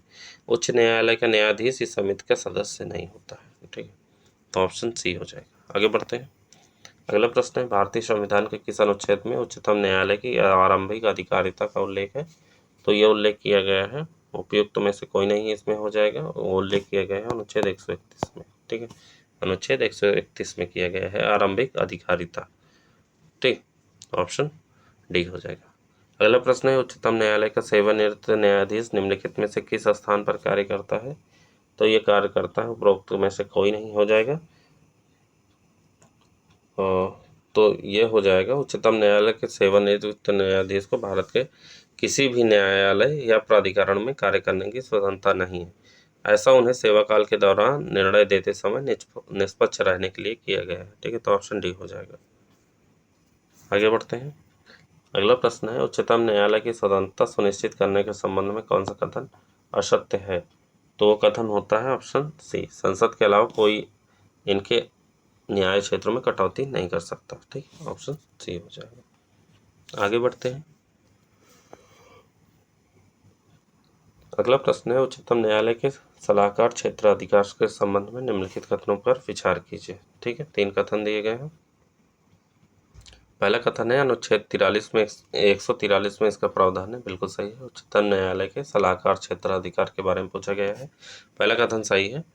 दूसरा कथन है, सार्वजनिक महत्व के किसी मसले पर विधिक राय देना उच्चतम न्यायालय के लिए अनिवार्य नहीं है, गलत है। तीसरा है, किसी पूर्व संवैधानिक संधि, समझौते आदि मामलों में विवाद के उत्पन्न होने पर उच्चतम न्यायालय अपना मत देने के लिए स्वतंत्र है, यह भी गलत है। क्यों? क्योंकि सार्वजनिक महत्व के किसी मसले पर जिसमें विधिक राय देने के लिए उच्चतम न्यायालय स्वतंत्र होता है, ठीक। इसके अलावा किसी पूर्व संवैधानिक संधि, समझौते आदि मामलों में विवाद के उत्पन्न होने पर जिसमें उच्चतम न्यायालय को अपना मत देना हो अनिवार्य है, ठीक है। तो ऑप्शन हमारा ए कौन सा सही हो जाएगा? पहला सही है, तो ऑप्शन हमारा ए सही हो जाएगा, ठीक। अगला प्रश्न है, निम्नलिखित में से किस प्रकार के अधिवक्ता उच्चतम न्यायालय में वाद दायर कर सकते हैं? तो वो होते हैं एडवोकेट ऑन रिकॉर्ड, ठीक है।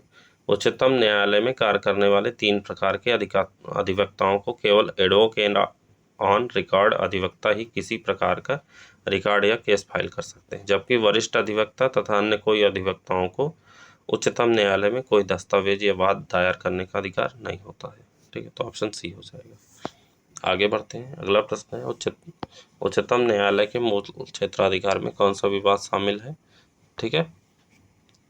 तो उसमें शामिल होता है 2 या 2 से अधिक राज्यों के मध्य, केंद्र और कोई अन्य राज्य जो है एवं 1 से अधिक राज्यों के मध्य, और साथ ही साथ होता है केंद्र व 1 या अधिक राज्यों के मध्य, ठीक है। केंद्र व संवैधानिक संस्था के मध्य नहीं होगा, तो ऑप्शन बी हो जाएगा, ठीक। आगे बढ़ते हैं। अगला प्रश्न है, भारत में सर्वप्रथम गठित हुए उच्च न्यायालयों में कौन शामिल नहीं है? तो इलाहाबाद जो है शामिल नहीं है, ठीक है। क्यों? क्योंकि इलाहाबाद जो है 1886 में चौथे उच्च न्यायालय की स्थापना की गई थी, और जो है सर्वप्रथम गठित किए गए 1862 में।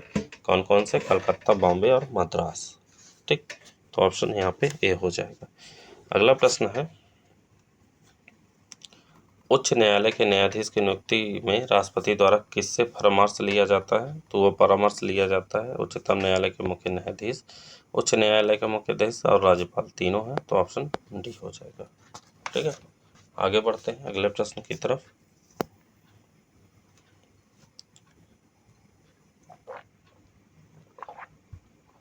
अगला प्रश्न है, निम्नलिखित में से कौन सा सही सुमेलित नहीं है? एक तरफ राज्य है, एक तरफ उच्च न्यायालय दिया गया है। पहला है आंध्र प्रदेश। आंध्र प्रदेश का उच्च न्यायालय अमरावती में, बिल्कुल सही। छत्तीसगढ़ रायपुर, छत्तीसगढ़ का रायपुर में नहीं है बल्कि बिलासपुर में है, ठीक है, ये याद रखिएगा। छत्तीसगढ़ का जो उच्च न्यायालय है वो बिलासपुर में है, ठीक, बिलासपुर में, ठीक। और मध्य प्रदेश का जबलपुर में है और उड़ीसा का कटक में है, ठीक है। तो ऑप्शन बी सही सुमेलित नहीं। अगला प्रश्न है, राष्ट्रपति शासन के दौरान संसद द्वारा राज्य सूची पर बनाया गया कानून संबंधित राज्य में कितने वर्ष तक प्रभावी रहता है? तो इसकी कोई निश्चित अवधि नहीं होती, ऑप्शन डी हो जाएगा, ठीक।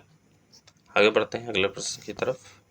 अगला प्रश्न है, वर्तमान समय में समवर्ती सूची के अंतर्गत कितने विषय शामिल किए गए हैं? तो अभी पीछे ही मैंने बताया, तो समवर्ती सूची में होते हैं 55 विषय। कितने? 55 विषय, सॉरी 52 विषय, ना कि 55, 52 विषय होते हैं समवर्ती सूची में।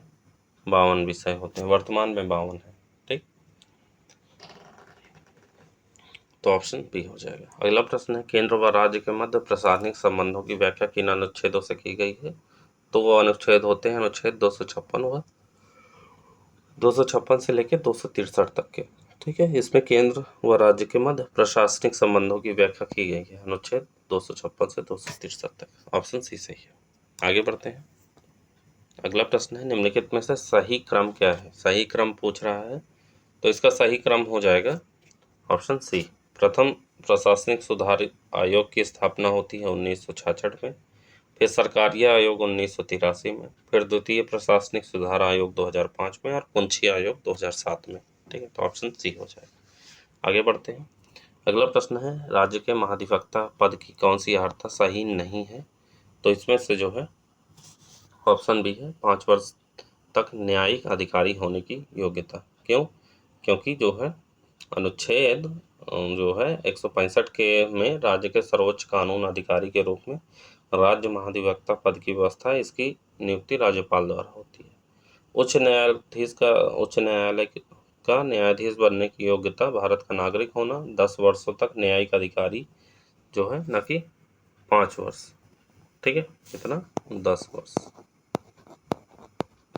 ठीक।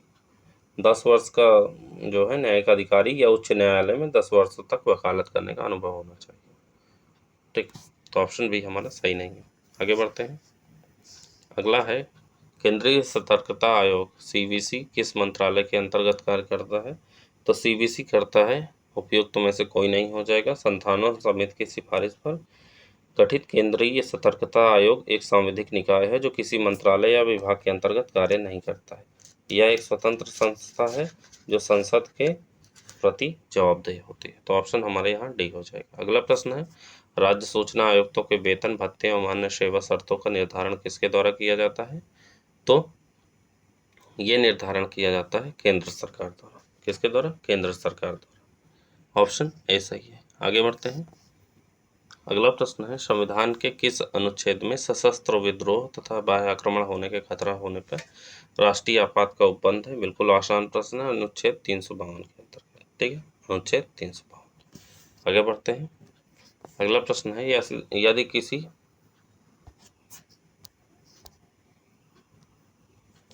यदि किसी राज्य में राष्ट्रपति शासन लगा हो तो इसके क्या परिणाम होंगे? तो उसके जो है परिणाम हो जाएंगे, राष्ट्रपति मुख्यमंत्री के नेतृत्व वाली मंत्रिपरिषद को भंग कर सकता है, राष्ट्रपति राज्य विधानसभा को विघटित या निलंबित कर सकता है और साथ ही साथ संसद राज्य के विधेयक और बजट के प्रस्ताव को पारित कर सकती है, ठीक है। तीनों है, तो ऑप्शन डी हो जाएगा, ठीक। आगे बढ़ते हैं। अगला प्रश्न है, अब तक देश में वित्तीय आपातकाल कितनी बार लग चुका है? तो वित्तीय आपातकाल एक भी बार नहीं लगा है, ऑप्शन डी हो जाएगा, ठीक है। ऑप्शन डी हो जाएगा, मतलब एक भी बार जो है वित्तीय आपात नहीं लगा है। आगे बढ़ते हैं। अगला प्रश्न है, देश में सर्वप्रथम किस राज्य में अनुच्छेद 356 का प्रयोग किया गया? हाँ, राष्ट्रपति शासन 356 में है, अभी पीछे बताया, तो वो सबसे पहले पंजाब में लगाया गया था, ठीक है। सबसे पहले पंजाब में 1951 में लगाया गया था, ठीक। यानी जब जो है संविधान तंत्र विफल हो जाता है तब राष्ट्रपति वहाँ पर अनुच्छेद 356 के तहत राष्ट्रपति शासन लागू कर सकता है, ठीक है। तो ऑप्शन हमारा यहाँ सी हो जाएगा। अगला प्रश्न है, मुख्य निर्वाचन आयुक्त की कौन सी नियुक्ति करता है? तो मुख्य निर्वाचन आयुक्त की नियुक्ति की जाती है राष्ट्रपति द्वारा। किसके द्वारा? राष्ट्रपति द्वारा, अनुच्छेद 324 के तहत। ठीक, अनुच्छेद 324 के तहत। इसका कार्यकाल 6 वर्ष या 65 वर्ष की आयु जो पहले हो तक होता है। ठीक है, तो ऑप्शन बी सही है। आगे बढ़ते हैं। अगला प्रश्न है, निम्न में से वित्त आयोग के बारे में कौन सा कथन सत्य नहीं है? वित्त आयोग के बारे में कौन सा सत्य नहीं है? पहला है, वित्त आयोग का उल्लेख संविधान का अनुच्छेद 280 में किया गया है। सही है। राष्ट्रपति प्रत्येक 5 वर्ष बाद वित्त आयोग का गठन करता है। यह भी सही है। वित्त आयोग में एक अध्यक्ष और 4 सदस्य होते हैं। यह भी सही है। वित्त आयोग का अध्यक्ष भारत के लेखा एवं वित्त मामलों का जानकार होना चाहिए। गलत है। ठीक है, क्यों गलत है? क्योंकि जो है संविधान के अनुच्छेद 280 में वित्त आयोग की व्यवस्था की गई है। ठीक, और जो है वित्त आयोग का अध्यक्ष सार्वजनिक मामलों का अनुभवी होना चाहिए। ठीक, ना कि जो है उसको लेखा एवं वित्त मामलों का जानकार होना चाहिए। ऑप्शन डी हमारा सही नहीं है। अगला प्रश्न है, प्रथम वित्त आयोग के अध्यक्ष कौन थे? तो ये थे केसी नियोगी।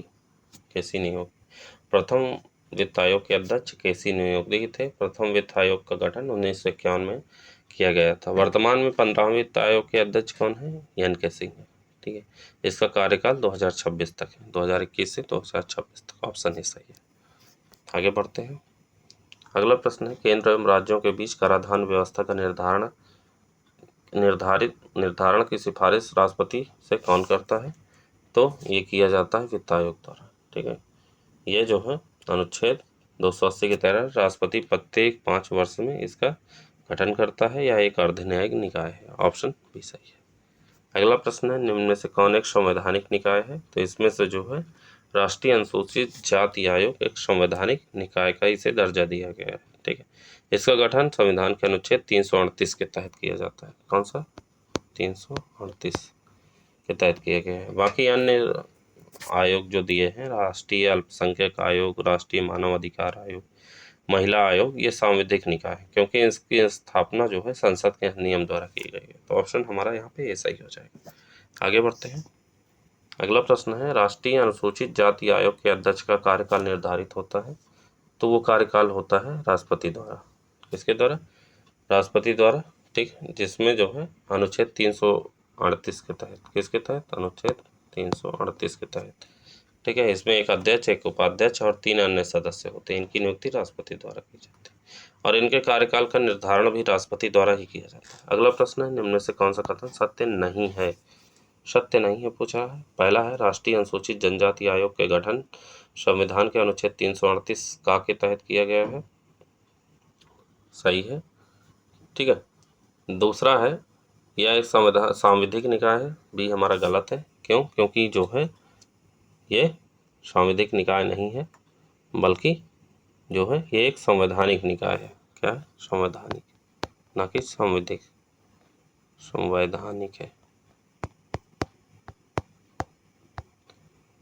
ठीक, और इसका अस्तित्व 2004 में आया। ये सही है। यह अपना वार्षिक प्रतिवेदन राष्ट्रपति को सौंपता है। तो ऑप्शन हमारा यहाँ पे बी सही नहीं है। आगे बढ़ते हैं। अगला प्रश्न है, भाषाई अल्पसंख्यक वर्गों के लिए विशेष अधिकारी या आयुक्त की नियुक्ति कौन करता है? तो यह नियुक्ति की जाती है राष्ट्रपति द्वारा। किसके द्वारा? राष्ट्रपति के द्वारा। ठीक है, भाग 17 में अनुच्छेद 350 खा के तहत 1957 में भाषाई अल्पसंख्यकों के लिए विशेष अधिकारी या आयुक्त की स्थापना की गई। इसकी नियुक्ति राष्ट्रपति के द्वारा करता है और इसका मुख्यालय इलाहाबाद में है। ठीक है, उत्तर प्रदेश में। आगे बढ़ते हैं अगले प्रश्न की तरफ। अगला प्रश्न है, निम्न में से कौन सा कथन सत्य है? सत्य जो है विकल्प का चयन करना है जो है। तो पहला ऑप्शन कहता है नीति आयोग की स्थापना 15 अगस्त 2015 की गई थी। गलत है। क्यों? क्योंकि नीति आयोग की स्थापना जो है 1 जनवरी 2015 को की गई थी, ना कि 15 अगस्त। 1 जनवरी 2015। ठीक है, पहला गलत हो गया। दूसरा है, इसकी पूर्ववर्ती संस्था राष्ट्रीय विकास परिषद है। ये भी गलत हो गया, क्योंकि इसकी पूर्ववर्ती संख्या जो है संस्था योजना आयोग है। ठीक है, तो दोनों गलत है, तो मतलब ऑप्शन सी हो जाएगा। आगे बढ़ते हैं अगले प्रश्न की तरफ। अगला प्रश्न है, नीति आयोग का अध्यक्ष कौन होता है? तो प्रधानमंत्री होता है। नीति आयोग का अध्यक्ष प्रधानमंत्री होता है। हाँ, प्रधानमंत्री होता है। ठीक, आगे बढ़ते हैं। अगले प्रश्न की तरफ। अगला प्रश्न है, नीति आयोग अपने कार्य को संपादित करने के लिए कौन से मार्गदर्शक सिद्धांत को नहीं अपनाता है? तो वो मार्गदर्शक सिद्धांत जिसे जो है प्रधानमंत्री द्वारा कार्यों को संपादित करने के लिए अपने सिद्धांत को कौन नहीं अपनाता है? तो वो नहीं अपनाया जाता है प्रशासन। ठीक है, प्रशासन को। क्यों? क्योंकि नीति आयोग अपने कार्यों को संपादित करने के लिए जिन सिद्धांतों को अपनाता है वो है अंत्योदय, समावेशिता, ग्राम जनसंख्यात्मक लाभांश, जन सहभागिता, अभिशासन और धारणीयता। ठीक, तो ऑप्शन हमारा यहाँ पे डी हो जाएगा। आगे बढ़ते हैं। अगला प्रश्न है, निम्न से कौन सा कथन असत्य है? असत्य कथन जानना है। पहला है, केंद्रीय सूचना आयोग का गठन 2005 में किया गया था। सही है। इसका गठन सूचना के अधिकार अधिनियम द्वारा किया गया था। यह भी सही है। मुख्य सूचना आयुक्त का कार्यकाल 5 वर्ष होता है। यह भी सही है। इसके अलावा दिया है, यह गृह मंत्रालय के अंतर्गत आता है। गलत है। क्यों? क्योंकि यह जो है गृह मंत्रालय के अंतर्गत नहीं बल्कि कार्मिक मंत्रालय के अधीन आता है। ठीक है, किसके अंतर्गत? कार्मिक मंत्रालय के अंतर्गत। ये याद रखेगा, कार्मिक मंत्रालय के अंतर्गत आता है। ऑप्शन डी सही नहीं है। अगला प्रश्न है, आपात उपबंधों का प्रावधान संविधान के किस भाग में किया गया है? तो आपात उपबंधों का प्रावधान किया गया है भाग 18 में। इसमें भाग 18 में आपात उपबंधों का प्रावधान किया गया है। भाग 15 में निर्वाचन आयोग से संबंधित है। भाग 16 कुछ वर्गों के लिए विशेष उपबंध तथा 17 में राजभाषा है। ठीक है, तो ऑप्शन हमारा यहाँ डी हो जाएगा। अगला प्रश्न है, संविधान का 9वां संविधान संशोधन किससे संबंधित है? तो वो संबंधित है अनुसूचित जाति एवं जनजाति आयोग से। किससे? अनुसूचित जाति एवं जनजाति आयोग। अनुसूचित जाति आयोग अनुच्छेद 388 और जनजाति आयोग 388 का ए। ठीक, तो ऑप्शन ए सही है। अगला प्रश्न है, निर्वाचन आयोग का प्रावधान संविधान के किस अनुच्छेद में किया गया है? बहुत आसान है। तो इसका प्रावधान किया गया है अनुच्छेद 324 में। किसमें? अनुच्छेद 324 में। अनुच्छेद 124 जो दिया है उसमें उच्चतम न्यायालय की स्थापना और 214 में राज्यों के लिए उच्च न्यायालय से संबंधित प्रावधान किए गए हैं। तो ऑप्शन यहाँ सी है। अगला प्रश्न है, आपात उपबंधों के तहत कौन सा अनुच्छेद 19 को पूर्णतः निलंबित कर देता है? तो ये होता है अनुच्छेद आपका 358। ठीक है, अनुच्छेद 358 अनुच्छेद 19 से संबंधित है तथा अनुच्छेद 359 जो है उन सभी मूल अधिकारों से संबंधित है जिनका संबंध राष्ट्रपति के आदेश द्वारा किए गए निलंबन से। अतः 358 अनुच्छेद 19 को पूर्णतः निलंबित कर देता है, जबकि अनुच्छेद 359 जो है अनुच्छेद 20 और 21 के निलंबन को लागू नहीं करता। तो ऑप्शन हमारा यहाँ पे सी हो जाएगा। आगे बढ़ते हैं। अगला प्रश्न है, कैबिनेट मिशन से संबंधित निम्न कथनों पर विचार कीजिए। कौन सा कथन सही नहीं है? ठीक है, कौन सा कथन सही नहीं है? पहला है, भारत में अखिल भारतीय संघ की स्थापना होनी चाहिए। बिल्कुल सही है। कैबिनेट मिशन ने किसी भी रूप में मुस्लिम लीग की पाकिस्तान की मांग को स्वीकार कर लिया था। गलत है। मुस्लिम लीग की मांग को स्वीकार नहीं किया। ठीक है, ये जरूर याद रखिएगा। तो ऑप्शन हमारा यहाँ पे बी हो जाएगा, दूसरा सही नहीं है। आगे बढ़ते हैं। अगला प्रश्न है, स्टेटमेंट दिया है कि वायसराय लिलितगे द्वारा 8 अगस्त 1940 को एक प्रस्ताव की घोषणा की गई जिसे अगस्त प्रस्ताव कहा गया। अगस्त प्रस्ताव से संबंधित घोषणा के आधारों पर व्याख्या कीजिए। कौन सा कथन सत्य है? पहला कथन हमारा कहता है कि भारत के लिए डोमिनियन स्टेट का प्रावधान सही है। वायसराय की कार्यकारिणी परिषद का विस्तार, ये भी सही है। और युद्ध के पश्चात संविधान सभा का निर्माण, ये भी सही है। तो ऑप्शन हमारा डी सही हो जाएगा, तीनों सही है। आगे बढ़ते हैं। अगला प्रश्न है, पहली निर्वाचित संसद दोनों सदनों के साथ किस वर्ष अस्तित्व में आई? तो ये अस्तित्व में आई थी मई 1952 में। किसमें? मई 1952 में पहली बार निर्वाचित संसद अस्तित्व में आई। ठीक, ऑप्शन डी सही है। आगे बढ़ते हैं।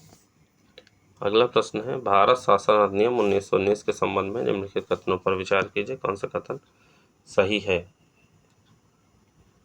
ठीक है, कौन सा कथन सही है? इसे मार्लियामेंटो सुधार कहा जाता है। गलत है।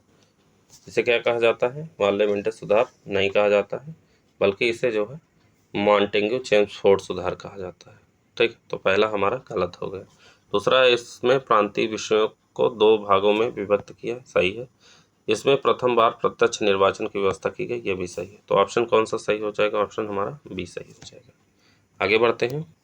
अगला प्रश्न है, निम्नलिखित में से किस में यह प्रस्ताव दिया गया कि केंद्रीय कार्यकारिणी में मुस्लिम सदस्यों की संख्या हिंदुओं के बराबर होगी? तो ये कहा गया था वेवेल योजना में। किसमें? वेवेल योजना में ये कहा गया था। 14 जून 1945 को तत्कालीन भारतीय वायसराय लॉर्ड वेवेल ने भारत में संवैधानिक गतिरोध दूर करने के लिए एक विस्तृत योजना तैयार की, जिसे वेवेल योजना कहा जाता है। इसी में प्रस्ताव दिया गया कि कार्यकारिणी में मुस्लिम परिषदों की संख्या हिंदुओं के बराबर होगी। ऑप्शन डी हो जाएगा। ठीक, आगे बढ़ते हैं। अगला प्रश्न है, धर आयोग के संबंध में निम्नलिखित कथनों में कौन सा सत्य नहीं है? धर आयोग के बारे में पूछा जा रहा है, कौन सा कथन सत्य नहीं है? पहला है, इसका गठन राजेंद्र प्रसाद ने किया था, सही है। दूसरा है, इसका गठन 27 नवंबर 1950 को किया गया, दूसरा हमारा गलत है, बी गलत है। क्यों? क्योंकि जो है इसका गठन कब किया गया? 27 नवंबर 1947 को तत्कालीन संविधान सभा अध्यक्ष डॉक्टर राजेंद्र प्रसाद ने न्यायमूर्ति एस के धर की अध्यक्षता में एक 4 सदस्यीय भाषाई प्रांत आयोग का गठन किया गया। इस आयोग ने भाषा के स्थान पर प्रशासनिक एवं विकास की सुविधा के आधार पर राज्यों के पुनर्गठन का सुझाव दिया। ठीक है, तो यह एक भाषाई प्रांत आयोग था, इसमें कुल 4 सदस्य। ऑप्शन बी सही नहीं है। आगे बढ़ते हैं। अगला प्रश्न है, नागरिकता अधिनियम 1955 के अनुसार नागरिकता समाप्त होने का कौन सा कारण नहीं है? तो नागरिकता समाप्त होने का कारण इसमें से नहीं हो सकता है भारत के बाहर 10 वर्षों से अधिक रहना। क्यों? क्योंकि नागरिकता अधिनियम 1955 के अनुसार किसी नागरिक के सामान्य रूप से भारत से बाहर 7 वर्षों से अधिक रहने पर केंद्र सरकार नागरिकता को बर्खास्त कर देती है। तो 10 वर्ष नहीं बल्कि 7 वर्ष। ठीक है, 7 वर्ष याद रखिएगा। तो ऑप्शन बी सही नहीं है। आगे बढ़ते हैं। अगला प्रश्न देखते हैं। अगला प्रश्न है, भारतीय संविधान के किस अनुच्छेद में नागरिकता संबंधी प्रावधान किए गए हैं? तो वह प्रावधान किए गए हैं, ऑप्शन यहाँ पे डी हो जाएगा, उपयुक्त में से कोई नहीं। नागरिकता संबंधी प्रावधान किए गए हैं अनुच्छेद 5 में। किसमें? 5 में। ठीक, अनुच्छेद अनुच्छेद 211 2 से लेके जो है 2 से लेके 5 तक। अनुच्छेद भाग 2 में अनुच्छेद 5 से लेके 11 तक, 5 से लेके 11 तक अनुच्छेद 2 दूसरा है। अनुच्छेद 5 से लेके 11 तक, जिसमें भाग दूसरा है। ठीक, भाग दूसरे में अनुच्छेद 5 से 11 तक। ठीक, तो ऑप्शन हमारा यहाँ डी हो जाएगा। आगे बढ़ते हैं। अगला प्रश्न है, निम्नलिखित में से कौन सा अधिकार केवल भारतीय नागरिकों को प्राप्त है? तो भारतीय नागरिकों को प्राप्त जो है सिर्फ जो दिया गया है उसमें लोक नियोजन के विषय में समता का अधिकार, संस्कृति और शिक्षा संबंधी अधिकार, विधि के समक्ष समता जो है नागरिक जो है जो दिया है विधि के समक्ष क्षमता, वो दोनों को प्राप्त है। ठीक है, तो ऑप्शन हमारा यहाँ पे ए सही हो जाएगा। कौन सा? ऑप्शन ए सही हो जाएगा। ठीक, आगे बढ़ते हैं अगले प्रश्न की तरफ। अगला प्रश्न कहता है, निम्नलिखित में से किस अधिनियम के बारे में कहा जाता था? यह भारतीय क्षेत्रों पर ब्रिटिश ताज के दावे का पहला वैधानिक दस्तावेज था। तो ये कहा जाता था पिट्स इंडिया एक्ट 1784। ठीक है, इसके तहत जो है यह कंपनी द्वारा जो है जो क्षेत्र अधिकृत किए गए हैं उन भारतीय क्षेत्रों पर ब्रिटिश ताज के स्वामित्व के लिए दावे का पहला दस्तावेज है। इस एक्ट का शीर्षक था भारत में ब्रिटिश अधिकाराधीन क्षेत्र। इस एक्ट के माध्यम से कंपनी के राजनैतिक और व्यापारिक क्रियाकलापों को अलग कर दिया गया था। तो ऑप्शन हमारा यहाँ बी हो जाएगा। आगे बढ़ते हैं। अगला प्रश्न है, निम्नलिखित में से किस एक्ट में विधि सदस्य को गवर्नर जनरल की परिषद में चौथे सदस्य के रूप में शामिल किया गया? तो चौथे सदस्य 1833 के चार्टर एक्ट में यह प्रावधान किया गया। इसी अधिनियम के माध्यम से बम्बई तथा मद्रास की परिषदों की विधि निर्माण की शक्तियों को वापस ले लिया गया था। ठीक है, तो ऑप्शन सी सही है। अगला प्रश्न है, सर्वप्रथम किस अधिनियम के माध्यम से क्षेत्रीय प्रतिनिधित्व का सिद्धांत लागू किया गया? तो ये लागू किया गया था 1853 का राजलेख। ठीक है, इस अधिनियम जो है में भारत के लिए 12 सदस्यीय विधान परिषद की स्थापना भी की गई थी। ठीक है, तो ऑप्शन हमारा ए सही है। आगे बढ़ते हैं। अगला प्रश्न है, निम्नलिखित कथनों पर विचार कीजिए, कौन से कथन सही है? पहला कथन हमारा कहता है कि जो है संविधान की प्रस्तावना विधायिका की शक्ति का स्रोत है और उनकी शक्तियों का प्रतिबंध लगा सकती है। गलत है, प्रतिबंध नहीं लगाती है। ना ही विधायिका की शक्तियों का प्रतिबंध लगाती है, ना तो विधायिका की संविधान की प्रस्तावना ना तो विधायिका की शक्ति का स्रोत है और ना ही विधायिका की शक्तियों का जो है प्रतिबंध लगाती है। दूसरा है संविधान की प्रस्तावना न्यायोचित है और इसकी व्यवस्थाओं को न्यायालय में चुनौती दी जा सकती है। दूसरा भी हमारा गलत है।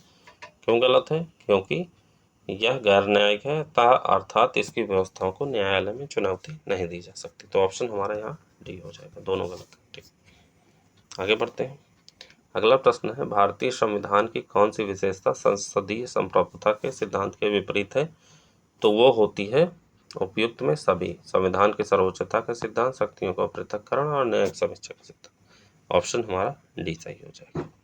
आगे बढ़ते हैं। अगला प्रश्न है, भारतीय संविधान की प्रस्तावना में उल्लिखित न्याय शब्द के संदर्भ में क्या सत्य है? ठीक है, न्याय शब्द के लिए जो है क्या सही है? पहला है, प्रस्तावना में न्याय शब्द 3 विभिन्न रूपों सामाजिक, आर्थिक व राजनीतिक रूप में व्यक्त किए गए। बिल्कुल सही है। इनकी सुरक्षा मौलिक अधिकार व नीति निर्देशक सिद्धांतों के विभिन्न उपबंधों के द्वारा जारी की जाती है। भी सही है। तीसरा है, सामाजिक, आर्थिक व राजनीतिक न्याय, इन तत्वों को फ्रांसीसी क्रांति से लिए गए। तीसरा गलत है। क्यों? क्योंकि जो है इनको फ्रांसीसी क्रांति नहीं बल्कि रूसी क्रांति से लिए गए। किससे? रूसी। तो ऑप्शन हमारा यहाँ पे सही हो जाएगा, ऑप्शन ए सही हो जाएगा। ठीक है, कौन सा ऑप्शन? ऑप्शन ए सही हो जाएगा। आगे बढ़ते हैं। अगला प्रश्न है, निम्नलिखित में से कौन सा प्रावधान भारतीय संविधान की एकात्मक विशेषता है?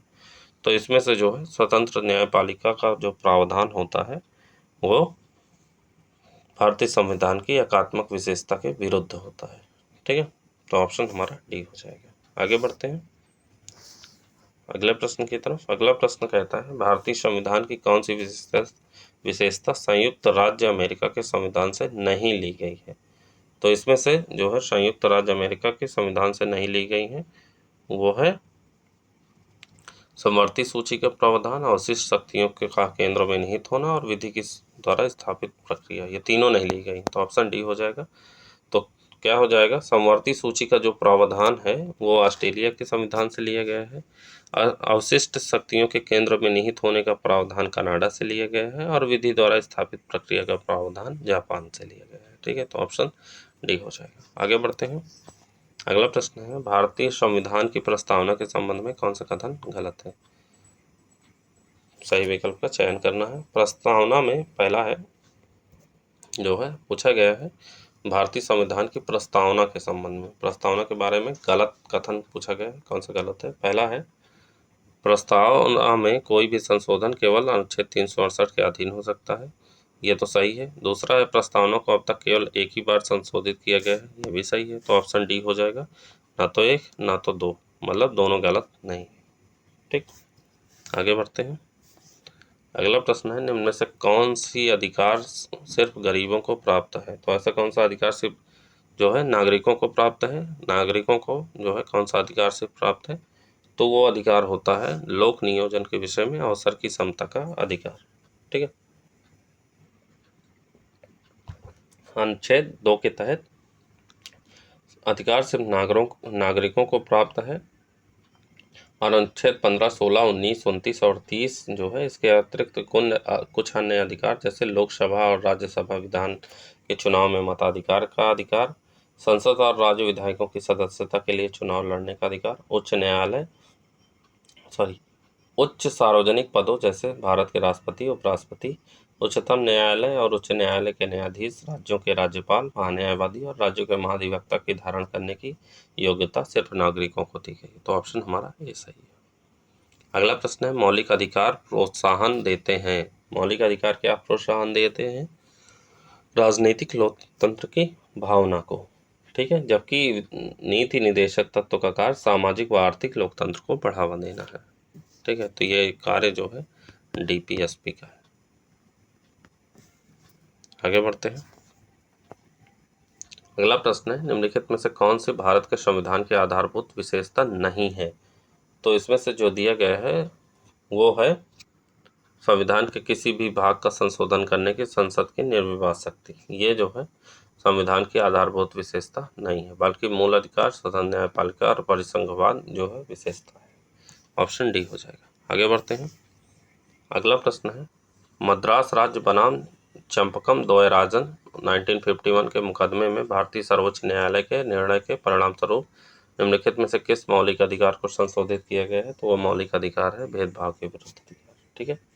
मद्रास राज्य बनाम चंपक द्वयराजन मामले के निर्णय के आधार पर प्रथम संविधान संशोधन अधिनियम 1951 के माध्यम से भेदभाव के विरुद्ध अधिकार अनुच्छेद 15 को संशोधित किया गया। इस तरह अनुच्छेद 15(4) स्थापित हुआ, जिसमें राज्य के मेडिकल एवं इंजीनियरिंग कॉलेजों में पिछड़ी जातियों समुदायों हैं तो निश्चित अनुपात में स्थानों को आरक्षित किया गया। ठीक है, तो ऑप्शन बी सही हो जाएगा। अगला प्रश्न है, निम्नलिखित में से मूल अधिकारों की विशेषता नहीं है? तो मूल अधिकारों की इसमें से विशेषता नहीं है, ये सिर्फ नागरिकों के लिए उपबंध है। क्यों? क्योंकि मूल अधिकार कुछ सिर्फ नागरिकों को उपलब्ध होते हैं, जैसे 15, 16, 19, 29 और 30 ये अनुच्छेद है, जबकि कुछ अन्य सभी व्यक्तियों के लोग उपलब्ध होते हैं, चाहे वो नागरिक हो चाहे विदेशी लोग। ठीक है, जैसे परिषद एवं कंपनियां। ठीक है, तो ऑप्शन हमारा ये जो है सही नहीं है, बाकी सही है। ये नकारात्मक विशेषता होते हैं, ये न्यायोचित होते हैं, सीमित नहीं है लेकिन वादी होते हैं। आगे बढ़ते हैं अगले प्रश्न की तरफ। अगला प्रश्न है, निम्नलिखित नीति निर्देशक तत्वों में से कौन सा गांधीवादी सिद्धांत पर आधारित नहीं है? देखिए, जो डीपीएसपी दिया गया है उनमें से कुछ गांधीवादी हैं और कुछ नहीं। तो इसमें से जो है हमारा ऑप्शन हो जाएगा पर्यावरण संरक्षण और संवर्धन जो है ये उदार बौद्धिक सिद्धांत है, ना कि गांधीवादी। ऑप्शन बी हो जाएगा। बाकी गांधीवादी ये तीनों हैं। ठीक है, ग्राम पंचायतों का गठन, बलि पर रोक और सहकारी समिति। ठीक है, ऑप्शन बी सही है यहाँ पे। आगे बढ़ते हैं। अगला प्रश्न है, उपाधियों का अंत एक मौलिक अधिकार है जिसे परिभाषित किया गया है। तो उपाधियों का अंत किसमें परिभाषित किया गया है? तो वह किया गया है समानता के अधिकार के अंतर्गत। ठीक है, भारतीय संविधान के अनुच्छेद 18 में समानता के अधिकार के अंतर्गत उपाधियों के अंत का प्रावधान किया गया है। अनुच्छेद 14 से 18 तक 5 अनुच्छेदों को समानता के अधिकार में शामिल किया गया। तो ऑप्शन हमारा यहाँ पे सी हो जाएगा। अगला प्रश्न है, निम्न में से शोषण के विरुद्ध अधिकार में शामिल नहीं है? तो कौन शामिल नहीं है? तो वो होता है मुफ्त एवं अनिवार्य शिक्षा। ठीक है, क्यों? क्योंकि जो है भारतीय संविधान के अनुच्छेद 23 एवं 24 में शोषण के विरुद्ध अधिकार की व्यवस्था दी गई है। इसके व्यापक अर्थ में दास प्रथा पर रोक, बालाश्रम एवं स्त्रियों एवं बच्चों के अनैतिक व्यापार पर रोक है। मुफ्त एवं अनिवार्य शिक्षा अनुच्छेद 21 में है। ठीक है, ये अनुच्छेद 21 में,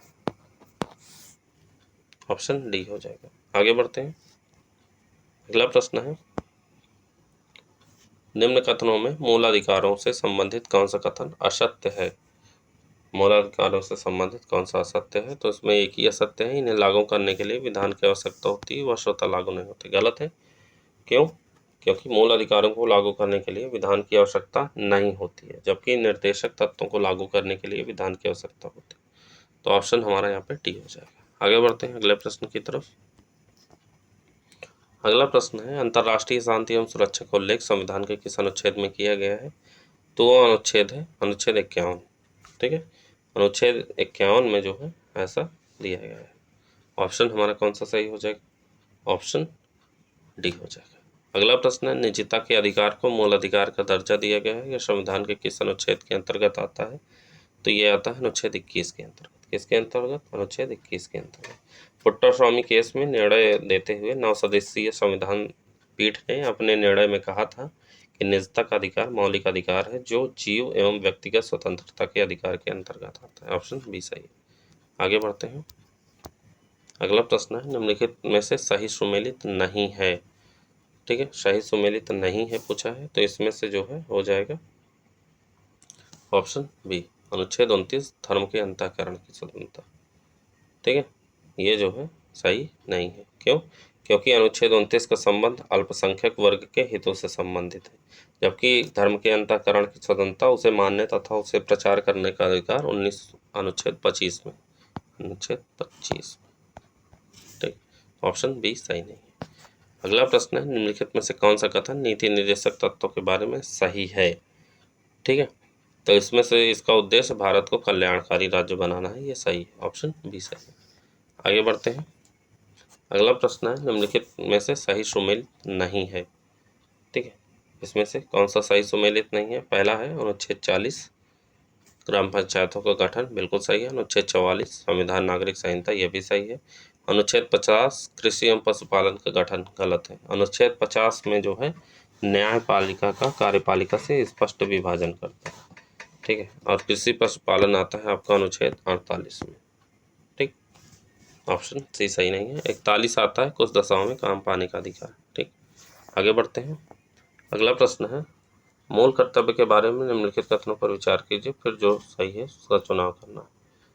ठीक, पहला कथन हमारा है जो है कि इसे 42वें संविधान संशोधन 1976 द्वारा संविधान में जोड़ा गया, सही है। इसे सरदार स्वर्ण सिंह समिति की अनुशंसा पे जोड़ा गया, ये भी सही है। इसमें कुल संख्या 11 है, ये भी सही है। तो ऑप्शन हमारा डी सही हो जाएगा। आगे बढ़ते हैं अगले प्रश्न की तरफ। अगला प्रश्न है, निम्नलिखित कथनों पर विचार कीजिए। पहला कथन हमारा कहता है कि समान कार्य के लिए समान वेतन अनुच्छेद 39 घ में निहित है, सही है। 39 घ में अनुच्छेद के अनुसरण में संसद ने 1976 में समान पारिश्रमिक अधिनियम पारित किया, यह भी सही है। दोनों सही है, तो ऑप्शन सी हो जाएगा। ठीक, आगे बढ़ते हैं। अगला प्रश्न है, न्यायालय के किस वाद में केंद्र तथा राज्य सरकारों को निर्देश दिया गया कि बाल श्रम को समाप्त करके उनके पुनर्वास तथा कल्याण की व्यवस्था करें? तो वो था अनुच्छेद जो है वाद कौन सा था? तो वो था एमसी मेहता बनाम तमिलनाडु राज्य। तमिलनाडु राज्य के अधिवक्ता और सामाजिक कार्यकर्ता एमसी मेहता ने 1996 में एक जनहित याचिका दायर की, जिसमें उन्होंने तमिलनाडु के पटाखा उद्योग केंद्र शिवकाशी में बाल श्रम के रूप में कार्य कर रहे बाल मजदूरों का उल्लेख किया। इस केस की सुनवाई में न्यायालय ने केंद्र व राज्य सरकारों को निर्देश दिया कि बाल श्रम को समाप्त कर बच्चों के पुनर्वास और कल्याण की व्यवस्था की जाए। तो ऑप्शन हमारा ए हो जाएगा। आगे बढ़ते हैं। आज का हमारा अंतिम प्रश्न है, भारत में केंद्र शासित प्रदेशों के गठन के लिए निम्नलिखित में से कौन से कारण हैं? तो वो कारण होते हैं सभी। ठीक है, राजनीतिक एवं प्रशासनिक विचार, सांस्कृतिक विशिष्टता, सामरिक महत्व, पिछड़े और आदिवासी समुदायों की उपस्थिति, चारों सही है। तो ऑप्शन हमारा यहाँ पे डी हो जाएगा। ठीक है, ये सभी तत्व भारत में केंद्र शासित प्रदेश बनाने के पीछे प्रमुख कारण होते हैं। तो ऑप्शन हमारा डी हो जाएगा। तो ये रहे आज के हमारे 150 प्रश्न। उम्मीद है आपको पसंद आए होंगे। चैनल पे नए हैं तो चैनल को सब्सक्राइब कर दीजिए। वीडियो पसंद आया है तो लाइक करिए। मिलते हैं अगले वीडियो में, तब तक के लिए जय हिंद, जय Bharat. Thank you so much.